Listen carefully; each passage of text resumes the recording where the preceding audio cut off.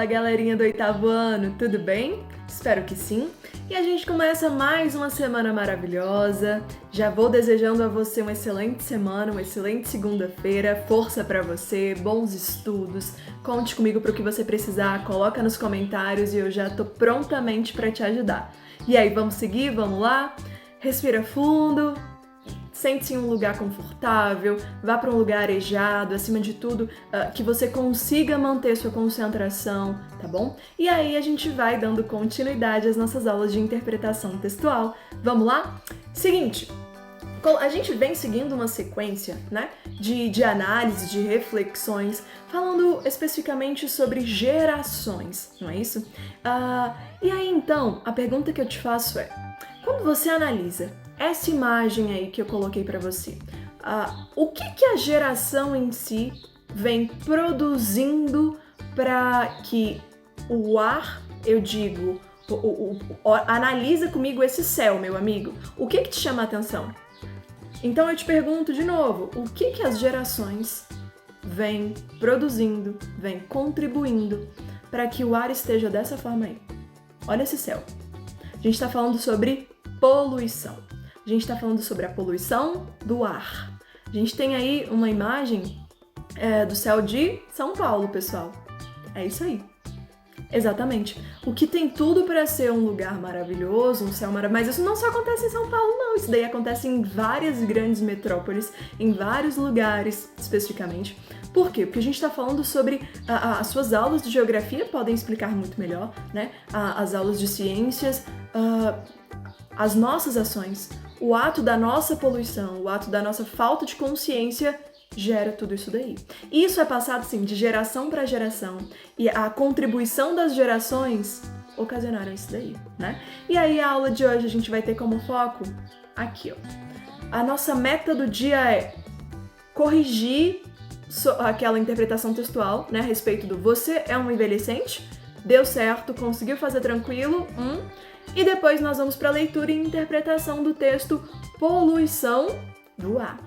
Preparado? Pega o seu material que eu já peguei o meu, vamos lá?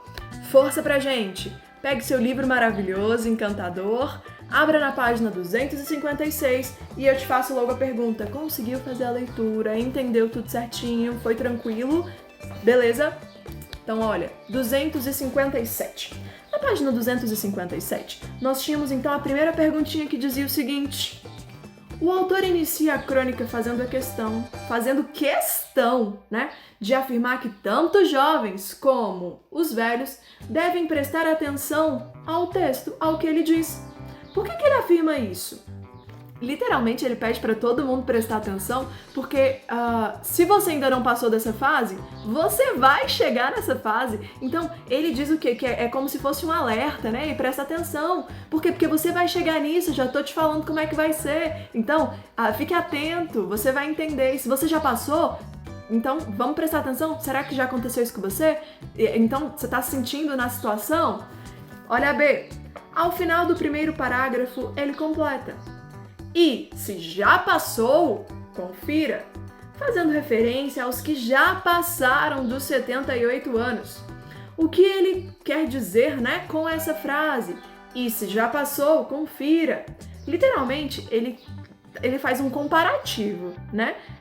E quer que quem já passou, né, dos 78, que confirme e verifique se todas as situações que ele citou, que se já aconteceu na vida dessa pessoa, né?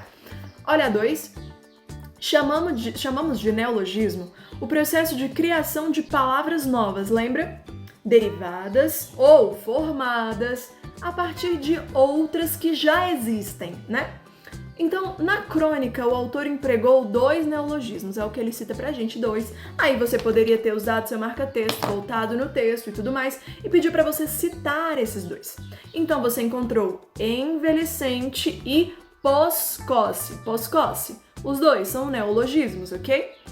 E aí na B ele já pediu pra gente explicar a formação dessas palavras. Como é que elas foram construídas, certo? Então você tinha, por exemplo, envelhecente. Você tinha lá, né, o somatório de envelhecer com adolescente, né?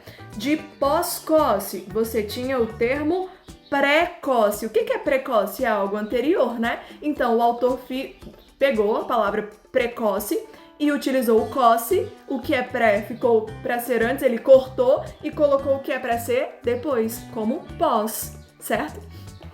Passando, então, olha a questão 3. O cronista encara a envelhecência de uma forma muito otimista. Sublinha uma passagem do texto que confirma essa frase dele como um todo. Aí você poderia ter vários trechinhos e tal. Uma delas seria no terceiro parágrafo, ao final, quando ele diz assim, ó: coloque os óculos e veja como este nosso estágio é maravilhoso. E aí você passa o seu marca-texto, circula, tanto faz. Olha a questão 4. A crônica é constituída por meio da comparação entre adolescentes e envelhecentes. Complete a tabela a seguir, destacando a visão que o autor tem com relação a... Vamos com calma.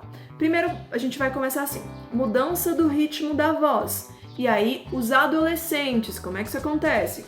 Querem falar mais rápido. Agora, os envelhecentes, isso dentro da mudança do ritmo da voz, ok? Nós temos lá, querem falar mais lentamente. Agora, os adolescentes, na visão do futuro, como é que é isso? Não sabem o que irá acontecer. Agora, os envelhecentes não querem nem pensar no assunto.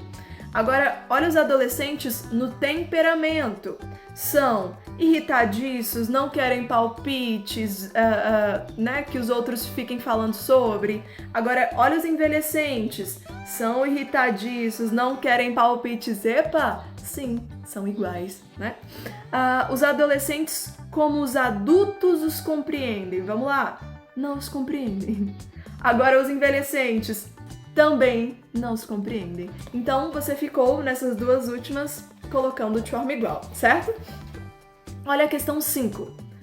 Ao referir-se ao estilo adotado pelos adolescentes, o cronista diz: o adolescente adora usar uns tênis e uns cabelos. Qual o efeito de sentido gerado pela anteposição do artigo uns a esses substantivos? Gente, ele tá literalmente dizendo que é algo fora do padrão, né? Não é comum, é mais generalizado e tudo mais. Então, assim, uns. Então, ele tá dizendo no seguinte sentido: cara, ele tá usando coisa muito diferenciada, adota um visual mais despojado, diferentão, né? Fora dos padrões. Você acha que, na fase da adolescência, a roupa pode ser um reflexo da personalidade? E eu pergunto isso pra você. E aí, você acha? Coloca pra mim aqui nos comentários o que você colocou aí. Vamos lá, vamos interagir. Olha 7. Retomando a data em que a crônica foi escrita, percebemos que ela tem mais de 20 anos. Você diria que ela ainda é atual? Eu te dou uma dica, essa crônica aí é atemporal. Em qualquer momento histórico que ela for lida, ela vai conseguir ter fundamentos, né? Mas aí, eu já peço que você adiante para a página 278, capítulo 13. Nós temos, então, uma imagem que é uma correlação com o que a gente começou a nossa aula de hoje, né? O nosso vídeo. Falando exatamente sobre a poluição do ar. Olha aí, meu amigo. Poluição do ar. O ar que eu respiro. O crescimento descontrolado dos centros urbanos e o consumo exagerado por parte das pessoas são os grandes responsáveis por tornar nosso planeta cada vez mais poluído. A poluição é um problema real, não é mentira, não é fake, que atinge todos. É preciso agir e rápido. O termo poluição pode ser definido como a emissão de resíduos sólidos, líquidos ou gasosos em quantidades superiores à capacidade de absorção do meio ambiente, alterando suas características normais e provocando desequilíbrios ecológicos que interferem negativamente na vida da fauna e da flora e também na do homem. A rigor, toda atividade humana, incluindo seu próprio metabolismo biológico, produz resíduos. Quando o homem ainda vivia de forma nômade, em pequenos grupos populacionais e os seus resíduos eram fundamentalmente orgânicos, a natureza conseguia assimilá-los sem problemas. Termine, responda essas 3 questões ou no seu livro ou no seu caderno, tranquilo, e passe por gentileza para a página 280. Acompanhe a leitura do seu livro. Vamos lá! A gente tem poluição do ar. Todos os que moram em grandes cidades convivem diariamente com a poluição do ar e sofrem os efeitos desse grande mal. Olhos irritadiços e lacrimejantes, o incômodo causado por odores desagradáveis e, às vezes, repugnantes. As tentativas de manter a casa limpa daquele pó negro e oleoso, provocado pela fuligem das chaminés das indústrias. Tudo isso são problemas considerados normais na vida dos habitantes de grandes centros urbanos, mas nem sempre temos consciência do verdadeiro risco que nossa saúde está correndo.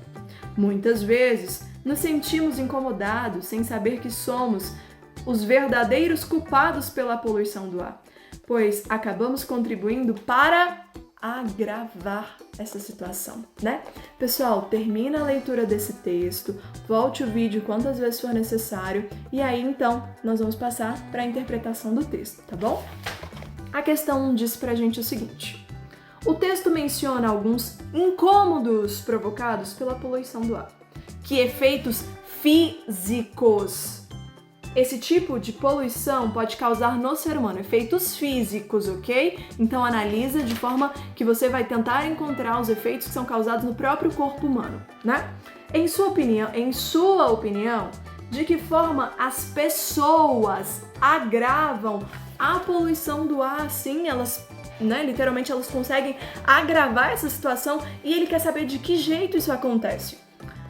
Porque se diz que a poluição atmosférica deve ser tratada como uma questão de saúde pública. Se você não lembra o que é saúde pública, pesquisa um pouquinho e aí depois você vem para responder essa daí. Cite algumas consequências econômicas e sociais que a poluição atmosférica acarreta. Você vai citar algumas consequências, tanto do próprio texto ou que você já conhece, das aulas de geografia, ok? Você já sofreu ou sofre de algum efeito físico da poluição do ar? Sei lá, problemas respiratórios, alguma coisa do tipo, alguma alergia, né? Explique o sentido da passagem a seguir. Por isso, as soluções indicadas para o problema da poluição do ar devem ser sempre dinâmicas e abrangentes. Medidas em áreas restritas ou de efeito temporário, nesse caso, tem pouca valia. Você vai explicar o que quer dizer esse trechinho, ok? Dessas medidas efetivas, como é que elas podem acontecer, como é que elas podem ser validadas, né? Importantes acima de qualquer coisa. Pessoal, eu vou ficando por aqui. Eu espero que você tenha uma excelente semana, que tenha conseguido acompanhar a linha de raciocínio dos exercícios. Qualquer dúvida, coloca pra mim aqui embaixo, eu já te respondo. Um beijo enorme pra cada um de vocês.